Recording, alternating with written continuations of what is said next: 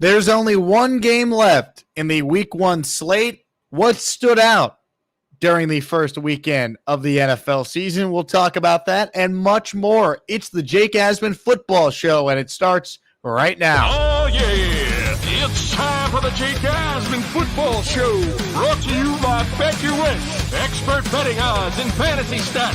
So let's get into some NFL football. Brought to you by our friends at BetUS. So get your questions ready. Here's your host, Jake Asman. Yeah, baby, here we go. I hope everyone enjoyed the first NFL Sunday of the season. Many of you who subscribe to my YouTube channel are Jets fans, so I know all the Jets fans out there are waiting for tonight. Feels like everyone else got to open up their Christmas presents starting Thursday, then a game Friday, all day yesterday, and it all leads us to tonight on Monday Night Football between the Jets and the Niners. We'll talk about that game in just a bit. You heard the big voice guy say in the intro, we are presented by BetUS Sportsbook. I want to get into some big takeaways from week one. I'll go through each game. I sat down on my couch and I watched everything nonstop from the start of the 1 o'clocks all the way until the conclusion of Sunday Night Football. So I'll give you a thought or two on every single game. But first, I want to get into the Giants. I want to talk about their debacle of a loss yesterday to the Minnesota Vikings. 28-6 was the final score. And I have been someone who has defended the Giants from this standpoint. Many have picked them to be the worst team in the NFL. I didn't subscribe to that. I said there's no way. They won 6 games last year. I think they improved this offseason. Maybe I was wrong. Because Daniel Jones, if he continues to play, they might be the worst team in the NFL, because I don't care how good your team is around Jones, and it's certainly not a good team around him. It's a better team than I think some rosters are in the NFL. But if Daniel Jones is going to play like that, the New York Giants might, in fact, be the worst team in football. And yesterday was an unmitigated disaster. The only thing that was a bigger disaster, you could argue, than the Giants' performance on the field is the uniforms they wore during it. That was grotesque. It's fitting they played as poorly as they did when they wore uniforms as ugly as the ones they wore yesterday. What a joke that was. But Daniel Jones is in his 6th year, and he's still throwing the interceptions like the one he threw to Van Ginkel yesterday. They got pick 6 the other way. He couldn't complete a check down accurately. He couldn't get the ball to a wide receiver running a flat route accurately and on time. He was abysmal. And while Daniel Jones has never been great 2 years ago, he was at least confident. I watched him yesterday. He looks like a guy with no confidence. Brian Dable looks like a guy who doesn't know how to coach his own quarterback. And this idea that the Giants are going to somehow be better this year, like their owner, John Maris, said he expects them to be. How? If you're going to lose like that to the Vikings, who are you beating? You look at the Giants next 2 weeks. Are they going to be able to beat the Commanders? They typically do, but what if they don't? They play the Browns after that. Deshaun Watson might be the only quarterback worse than Danny Dimes right now. But they just lost 28-6 to a Vikings team that's not very good. Defensively, the Vikings shouldn't be able to hold the Giants to 6 points. Sam Darnold, God bless him, should not look like Fran Tarkington at MetLife Stadium yesterday. So it is not just Daniel Jones, but it all starts there. And as someone who is a fan of a team that specializes in bad quarterback play, I know it when I see it. Daniel Jones is a shot player. He's lost all confidence.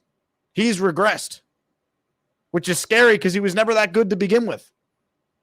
Then you see a couple days prior to yesterday, Saquon Barkley Friday night scoring 3 touchdowns. Gee, he would have helped the Giants. The problem is, last year the Giants got embarrassed 40-0 in their opener. And they never recovered. I don't know if they're recovering this time around. I don't want to say the season's over in week 1, but they better figure out a way to win week 2. Otherwise, this is going to spiral. You're going to see Drew Lock at some point. You're going to see Tommy DeVito, I'd imagine, at some point after that. But you could tell the Giants have absolutely no confidence in Daniel Jones. And why would you? I mean, the Giants, the last 2 season openers at home have been outscored 68-6. 68-6. At least they scored yesterday. Gee. And here's the problem you have with the Giants. The owner says he expects significant improvement. Well, what happens if they go out there and win 5 or 6 games again? Are you firing Brian Dable? Are you firing Joe Shane? They're going to say, well, we didn't get a chance to pick our quarterback. Well, my response would be, you had a chance in this year's draft. Everyone watched Hard Knocks. You knew you weren't in love with Daniel Jones. You traded up, or tried to, I should say, to get Daniels, who you'll play next week, or Drake May. But then after that, it's not like there were no more quarterbacks available. What good is Malik Neighbors if you have no one to throw him the ball? You look at their situation. They chose the receiver in the first round. They could have had J.J. McCarthy. They could have had Michael Penix Jr. They could have had Bo Nix. There were options.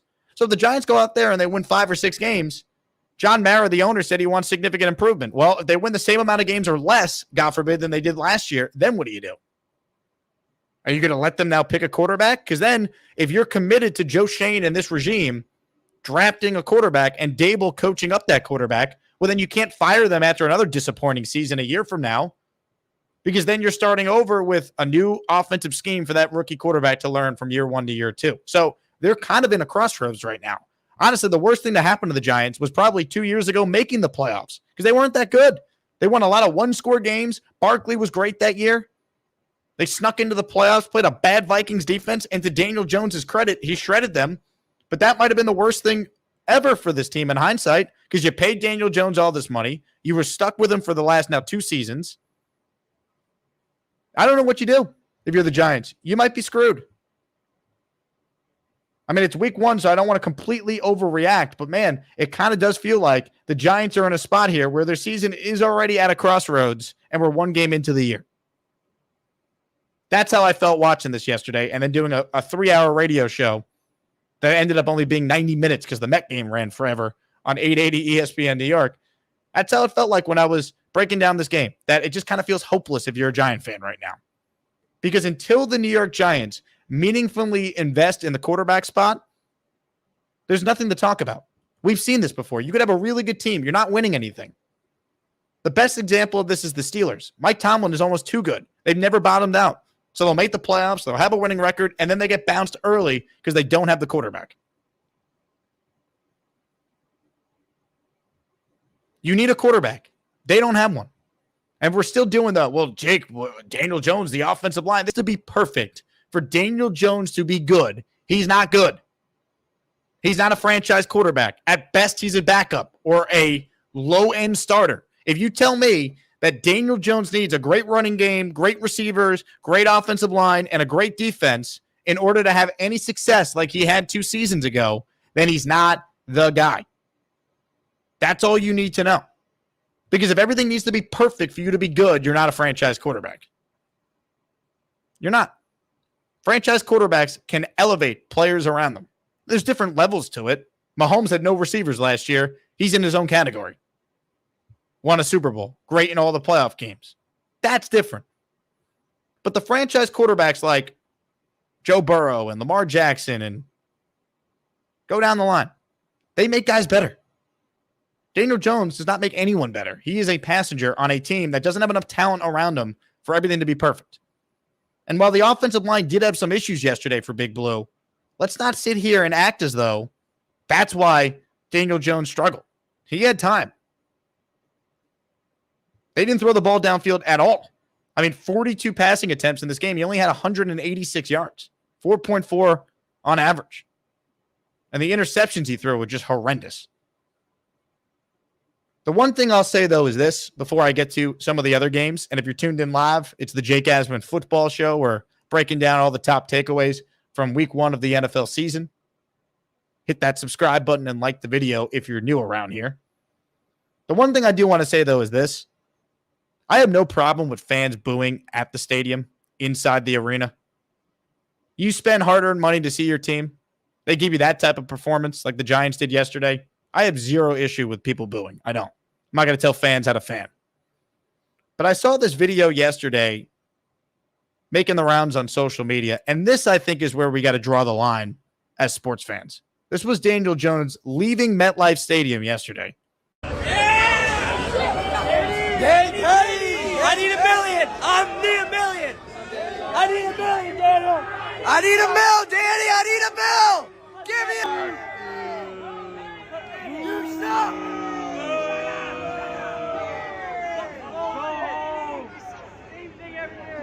Look, I get it. Fans are upset. You pay a lot of money to watch your team play. Parking, merchandise, food, beer. I get it. It's not cheap to be a sports fan, to be a football fan, to be a Giants fan. I think we draw the line, though, on heckling guys when they're leaving the arena. I mean, the guy's in the parking lot, for crying out loud. And look, Daniel Jones makes a lot of money. So people are going to say, tough, deal with it. But I don't know. Shouldn't we have some form of human decency to a guy? He's a human being. Yes, he's an athlete who's paid a lot. Boo him in the stadium. But on his way to his car afterwards, I thought that was weak by Giants fans. I would not do that at all. I think it's a bad look for a Giant fan base that's passionate and cares about their team. You could boo. But I'd be saying this whether it was a Giant or a Jet. I don't think that is cool. I think it's fair game to boo and yell and scream, all that, during the actual game in the stadium. But the guy is leaving MetLife. I don't know. That rubbed me the wrong way. Well, at the same time, I fully acknowledge how pissed off Giants fans are. I get it. Let me hit on some other takeaways here from week one. Give you a thought or two on all the games, and then we'll talk about the final game in week one, Jets at the Niners. If you haven't heard, Aaron Rodgers is back, baby. Let's look at the Sunday slate. Texans Colts. This was a heck of a game. Anthony Richardson is quite the enigma. He made that one throw, off balance, 60 yards, absolute dime of a pass to Alec Pierce for a touchdown. And he also missed some other throws that could have won them this game. He's still a work in progress. But I liked what I saw from Richardson. And man, CJ Stroud is the real deal. CJ Stroud's the real deal. Stephon Diggs scoring 2 touchdowns. I mean, he seems to be reinvigorated playing in a new offense, new team. So nice win for the Texans yesterday. Steelers-Falcons. When you found out that Russell Wilson was out and Justin Fields was playing, I was curious how it would look. But you know what? If anyone can win with a backup, it's Mike Tomlin. And Kirk Cousins, great observation by Damian Woody. He didn't take a single pass from under center. He couldn't move. This is a guy who did not have the same surgery Aaron Rodgers had. He had the old conventional Achilles repair surgery. Aaron Rodgers and J.K. Dobbins, who we'll get to, who looked great yesterday, they both had the speed bridge version of the Achilles surgery. Maybe that matters. We'll see what Aaron does tonight, but Dobbins looked great. Cousins didn't look that great. He made a couple nice plays, but very disappointing effort by Kirk Cousins. Steelers defense is so good. I mean, when TJ Watt is out there, he's such a difference maker. And once again, the Steelers are going to find a way to win at least 8 games. Maybe 9, maybe 10. That's what Tomlin does. That's not going to be an easy team to play. They are well coached, and the Steelers were one of my picks on the show on Friday, and sure enough, they came through. So nice win by the Steelers. You want to believe in the Falcons because they have talent, a weak division, but that was an ugly-looking loss. Honestly, the passing around the league, not very good so far. Not very good. A lot of quarterbacks held under 200 yards passing. Some other takeaways here. Cardinals-Bills. I mean, Josh Allen, that's the takeaway. He won them this game. He willed the Bills to a win. The Bills did not play well besides Josh Allen. Their defense got picked apart by Kyler at times. They gave up a kickoff return touchdown, but Josh Allen was incredible. 2 touchdowns, found the end zone with his legs. The guy is a beast. If you have him on your fantasy team like I do in one of my leagues, you love it. That's the takeaway. I mean, the Bills basically got carried by a guy who's going to have to carry them all season because they do not have a great defense. At times, you question the skill position players they have, but they have Josh Allen. Titans-Bears. Look, Caleb Williams won his first start. First rookie quarterback picked first overall to win their debut game since David Carr in 2002. Caleb Williams did nothing, though. I mean, he didn't play well. He missed guys open. There was one drop in the end zone by, I think, Keenan Allen that cost him. So that would have been a touchdown. But this game was won because Will Levis completely threw away this game with one of the worst interceptions we might see all season. That was returned the other way for a touchdown. That was the difference. That and Jonathan Owens, whose wife is Simone Biles, more famous than he is, of course, the great Simone Biles, I should say. Jonathan Owens got a scoop and score touchdown on a punt block. That's how the Bears won yesterday. They scored 2 touchdowns on defense and special teams combined. Will Levis was brutal. Brutal. So that's a nice win for the Bears because they have a really good team around Caleb. But anyone who expects Caleb Williams to come in and be C.J. Stroud right away, that's what made C.J. Stroud so special. It doesn't happen. Rookie quarterbacks typically don't play that well. They don't. We'll see what Caleb does for an encore moving forward. Patriots-Bengals. This was the upset of the day. I mean, the Bengals typically start slow, but this was brutal. You had the brutal turnover at the goal line. The Pats just ran the crap out of the football, which is how they're going to have to win. If they are going to win, rely on their defense. Ramondre Stevenson's probably the only good Pats player on offense, 25 carries, 120 yards, and a touchdown. But this is a bad loss for the Bengals. And Cincinnati has an opportunity, you would think, to start strong for once because they're typically slow starters. But they lose to New England. Now they go to Kansas City next week. They could be looking at 0-2. So you thought Cincy would be in a spot to pick up a win. And then after the Chiefs game, they play the Commanders at home. They play the Panthers in Carolina. Carolina might be the worst team in football, not named the Giants, after that performance yesterday against New Orleans. So I saw a path to 3-1 for Cincinnati. Now they could start 0-2. But a very nice win for Gerard Mayo and the Patriots. That probably eliminated a lot of people in their survivor pools. I know it certainly did for me. Good God.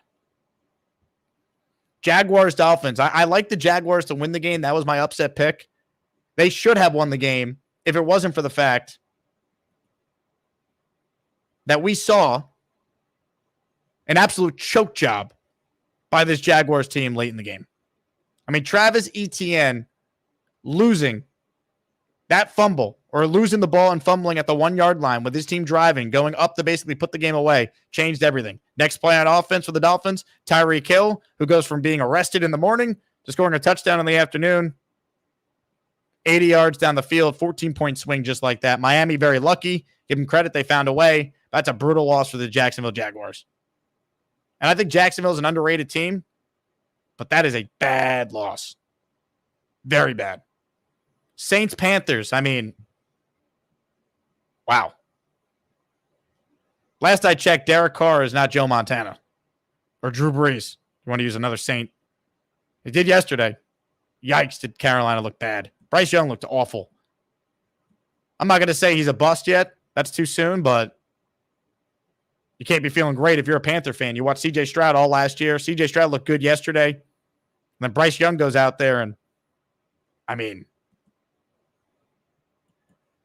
it was a struggle for him to complete a pass in this game. Finished 13 of 30 for 161 yards and 2 interceptions. Quarterback rating of 32.8. Yikes. Not good at all. Not good at all. More takeaways from some games here. Get to the late window now. Raiders, Chargers. I mean, look, Jim Harbaugh is going to run the crap out of the ball. We saw that yesterday. J.K. Dobbins, welcome back. 10 carries, 135 yards. I'm sure Harbaugh enjoyed watching him run the ball for his team as opposed to against his team. Dobbins toasted Michigan when he was at Ohio State against Harbaugh when he was the coach of Michigan. Dobbins looked good coming off his Achilles. To all my fellow Jets fans, you only hope that Rodgers looks as good as Dobbins did later tonight. Big win for the Chargers. And you really think Davante Adams wants to be a Raider? With Gardner Minshew throwing to him? You guys see the worst fumble job by Minshew yesterday? Oh my God, was that bad? If YouTube would allow it, I would show it, but I'd get copyrighted by the NFL. Minshew struggled. 10 points. Brutal interception. And you look at the stat line for Davante. You think he's happy with 5 catches for 59 yards on 6 targets? Raiders are underdogs in 8 of their first 10. Already 1 loss for the Raiders. How many more until we hear the reports of Davante wanting out? They better turn their season around fast because they got some difficult games coming up on the schedule. Staying with the late window here. Bo Nix, Geno Smith, Broncos Seahawks. Bo Nix stunk. Geno wasn't great, but he had a better running game. Kenneth Walker scoring a touchdown. Tyler Lockett made some plays. I mean, this game was close, but Bo Nix really struggled. He held on to the ball way too long. I was shocked they let him throw 40-plus times in this one. He's not ready. Or if he is ready, it's only because, well, they have Jarrett Stidham and Zach Wilson behind him. So we'll see. But not a good job by Denver yesterday. Seattle picking up a win in Mike McDonald's debut as a head coach. Cowboys, Browns. I was on the radio during this, so I didn't get to hear the sound on to hear Brady. I've heard mixed reviews on Tom Brady in the booth, but as far as the game he called, I mean, give credit to Dallas for handling their business. All the perceived turmoil and drama surrounding them. Well, at the end of the day, they paid Dak. They paid CeeDee. Micah Parsons eventually will be paid, and he was dominant yesterday. But this storyline from this game is Deshaun Watson. This guy sucks. I'm sorry.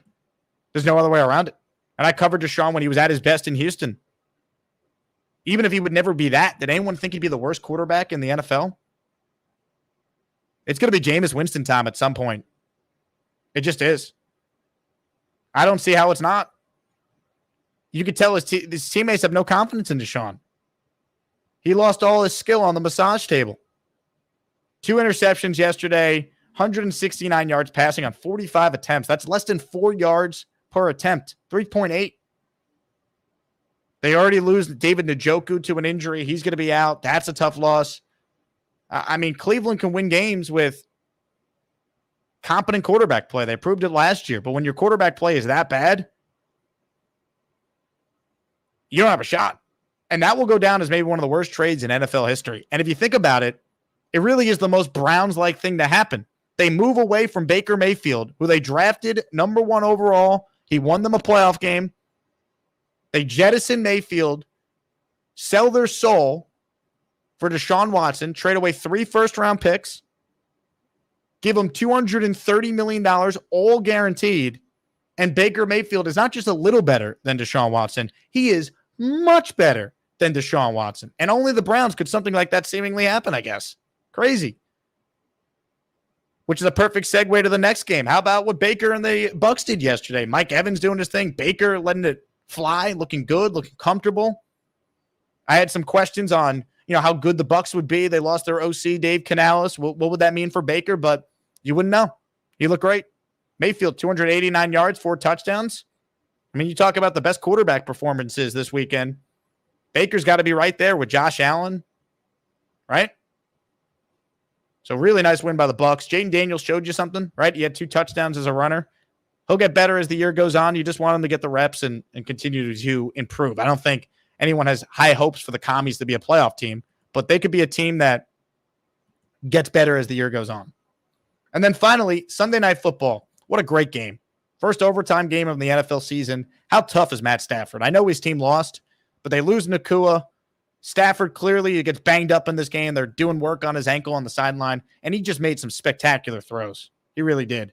But when push came to shove, the tougher team won. Maybe we saw the Aaron Donald effect in overtime as the Lions were able to run the ball down the Rams' throat to win that game. But a really good game, compelling game. Playmakers on both teams stepping up. Jameson Williams is going to be a real problem. I mean, you could see it starting to kind of click for him. He's dealt with the injury as a rookie, the gambling suspension last year. This year, just feels like he's settled in to be the guy in that offense. Obviously, it helps when Amon-Ra St. Brown takes away a ton of attention. But that's why you have a guy like Jameson Williams who could open things up and be explosive. And that's what we saw in this game. So a really nice win by the Lions. But it just feels like every time Stafford goes to Detroit, the last 2 times here it's happened, they've been really good games. Really good games. Hit the like button if you're tuning in. Subscribe to the channel. It's the Jake Asman Football Show. We talk all things NFL twice a week, sometimes more. We'll be back definitely on Friday with Cole Thompson in his weekly spot as we will go head-to-head with our football picks. Ladies and gentlemen, if you're curious on how we did with our picks, I'm here to tell you right now that I am 1-1. I won with the Steelers, lost with the Giants. Cole is 2-0. He had the Bears, and he had the Cardinals covering. In fact, Cole is actually 3-0. I lied. He had the Bucks as well. So for me to have a winning week, I'm going to need the New York Jets to cover the 4.5-point line that it was on Friday. Right now, that line is down to 4. Today's show is brought to you by my friends at BetUS. We got one game left, people. You could go over to BetUS right now. You could use promo code YouTube150, and they'll give you a 150% deposit bonus on your first 3 deposits up to $2,000. That's code YouTube150. So take advantage of the special BetUS has going right now. As far as this game tonight, look, if you heard the show Friday, I'm picking the Jets. I think this game is within a field goal either way. The stat I will give you as to why I feel like the Jets have a great chance not just to cover, but to win outright, is that since 2021, since the NFL went to a 17-game season, the San Francisco 49ers are just 12-12 through their first 8 games of the year. Just 5-6 at home. They're an NFL best 23-4 from games 9 through 17. So if you're going to beat the Niners, you got to do it early. And I think the Jets have the team that could do it. Talent-wise, playmaker-wise, I think they could do it. It's been a weird week 1. I think most people will be on the Niners. I think the Jets have a great chance to not just cover that number you see on the screen at BetUS, but win outright. I think the key for the Jets is going to be feed Breece Hall, dominate time of possession, keep the Jet defense fresh. Purdy could be a little rusty with some of his playmakers not being out there this summer. McCaffrey's dealing with a calf and Achilles injury. He's not at 100%. He'll be on a reps limit. I think the Jets have a great chance tonight. I do. So I'm placing a bet on the Jets money line at plus 175 over at BetUS. Once again, take advantage. Code YouTube150 to receive a 150% bonus on your first 3 deposits up to $2,000. Thanks to BetUS for sponsoring today's show. All right, comments, questions, any super chats? We'll cut the line. Your thoughts on week 1 of the NFL season. We'll check in right now with Tim from Fishland, who will join the show, the Jake Asman Football Show. Hello, Tim. What's up, Jake? It's game day. Let's go. Yesterday, my internet could be iffy. I'm driving right now, and it's kind of raining, so we'll see what happens. But my takes yesterday is the Dolphins aren't the juggernauts that everybody thinks that they are. Okay. Jacksonville played them great, especially defensively. Josh Allen, you got to wonder how many times he's going to be taking hits like that. You know what I mean? Look what happened to Cam. That's the best comparison I can give to Josh Allen is that, you know, what's going to happen to him in the future is look at Cam. Him and Cam are very, very similar. As far as Deshaun Watson goes, I think Stefanski wants to run an NFL offense, and back when he was with the Texans, when he had his best career, I think they ran an offense that was similar to Clemson. That's why last year when you saw Flacco come in, he lit it up because it was actually a real NFL quarterback running a real NFL offense. So I think he has problems with that. Stafford looked great last night from what I saw in the things. And really, I'm just waiting for tonight, man. I need a Jet dub. You know what I mean? I need him to silence the haters. That's what I need him to do. Tim, I want to see them make Wardy crow. I know when you're the last game to open the year, it's just a long wait. You know, we've all been waiting a long time, and I used the analogy earlier. It's like Christmas morning, and everyone's already gotten their presents the last couple of days, and we're just sitting here, we're still waiting. You know. Yep, exactly. But like I said, I think this is a Breece Hall-centric game, okay? And I think it's stop McCaffrey. If they can hold McCaffrey, tee off on Brock Purdy, send blitzes and stunts at Trent Williams. Let's see how in shape he really is. Okay, same thing with Ayuk. Let's see how game shape and football shape they are in. So, great call, Tim. Appreciate you. Tim from Fishland checking in. Look, Miami to me still has a lot to prove despite their win yesterday. Give them credit. They found a way. But man, Travis Etienne has got to be kicking himself, right? That one play directly led to what was a 14-point swing in a matter of minutes. It went from that fumble at the goal line, which would have put the Dolphins up. I want to make sure I have it right here. That fumble at the goal line, Jacksonville already had 17 points. They were up 17-7. They would have been up 24-7 with 3 minutes to go in the third quarter. And it changed everything. That one play. Tyreek Hill then scores an 80-yard touchdown, and Miami pulled off the comeback. More calls right now. Hi, I'm Charles, and I'm going to talk about Spider-Man and movies like Beetlejuice. Oh, yeah, I'm Charles, and watch me, and I'll talk football sometimes. Hey, Charles. Welcome to the Jake Asman Football Show. I see that Gator didn't really change it. I have like 7 intros for you, Charles. I just chose the one that was nearest to me.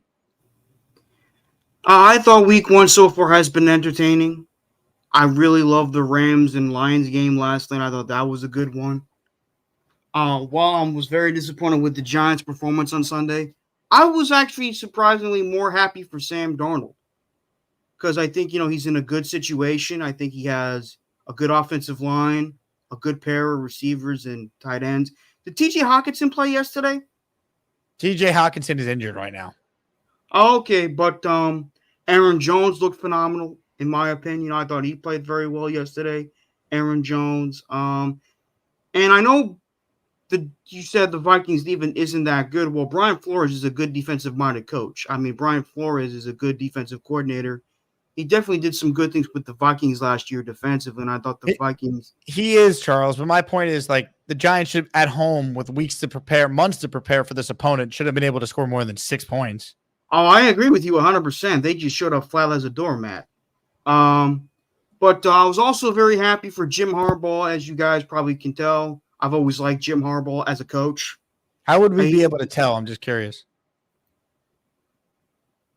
Because I liked what he did with the Niners when he first came into the NFL.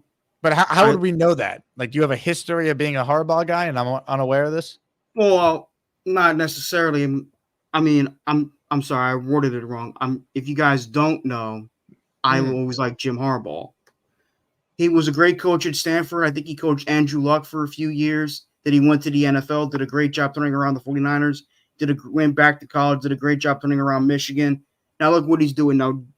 Now, you guys probably do know that I like Justin Herbert. I think Justin Herbert's a very good player.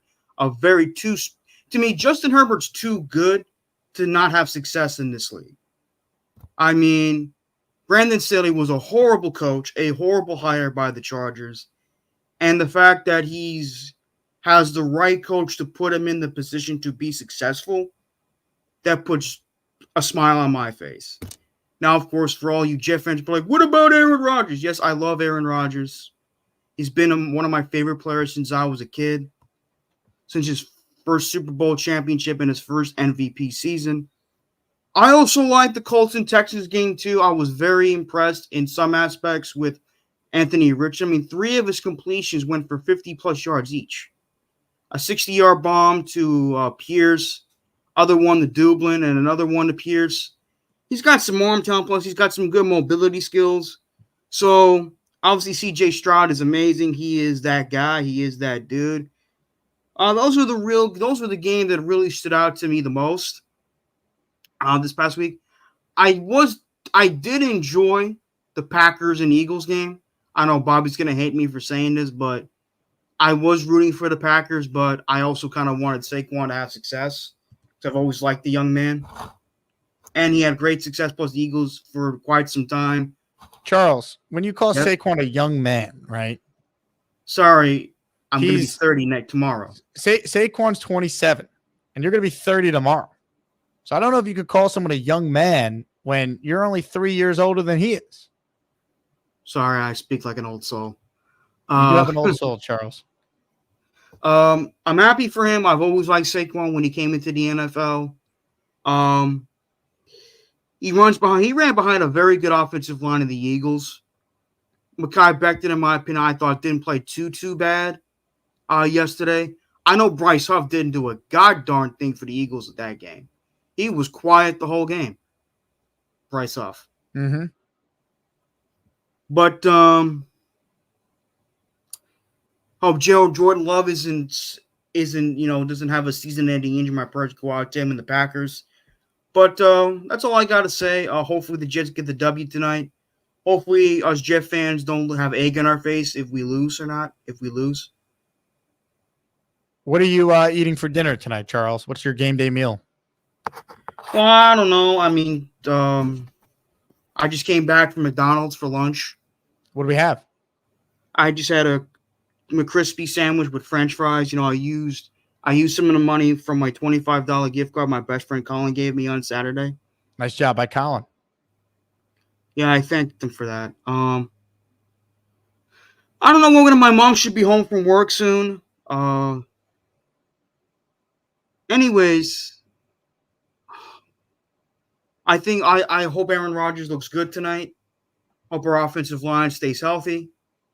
I definitely have confidence in Tyron Smith and Morgan Most to hold their own. But obviously, to me, if there are three players to really watch out for on the offensive line to see how well they will hold their ground is John Simpson.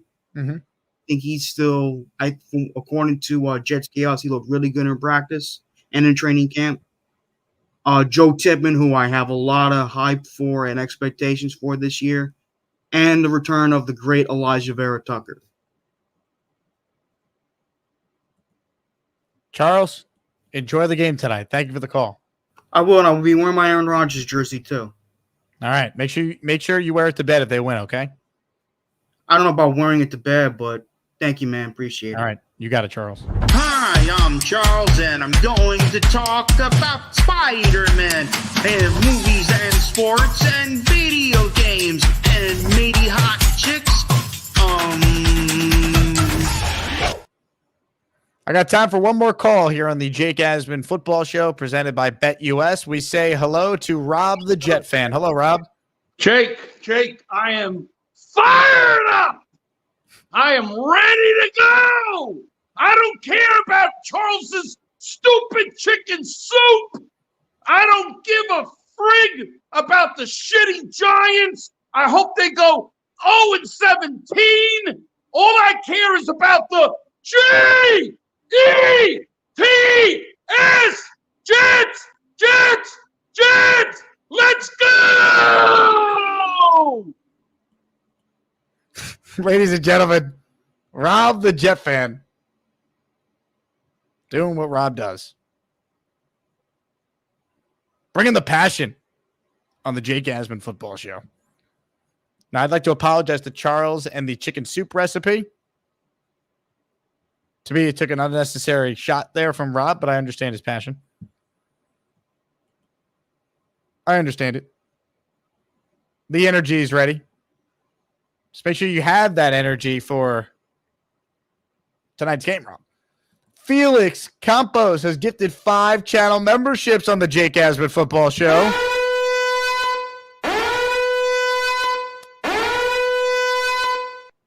Batcar, Zach Holmes, Aswin Natrajan, Uriah Trailer, and MT Horn. You guys are all officially channel members. Welcome.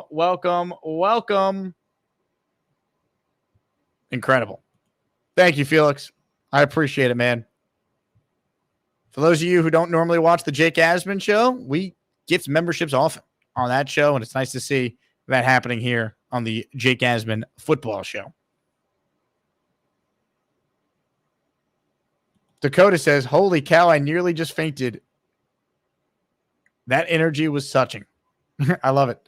Dr. Nesnip says, what do you think about this pick? Aaron Rodgers over 15 fantasy points. I like it. I think he throws 2 touchdowns tonight. That will get you there.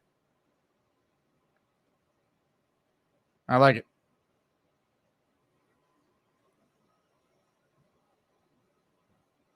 Man, what a show. What a show. Ladies and gentlemen, I want to thank everyone who tuned in once again. Enjoy the game tonight. Thank you to BetUS for being our presenting sponsor. I'm on the Jets, plus 4.5. Line's down to 4. I guess that's a sign that there's some money coming in on the JETS. Jets. If you tuned in late, rewind to hear my thoughts on the Giant debacle and some quick takes on all the games yesterday in the NFL slate.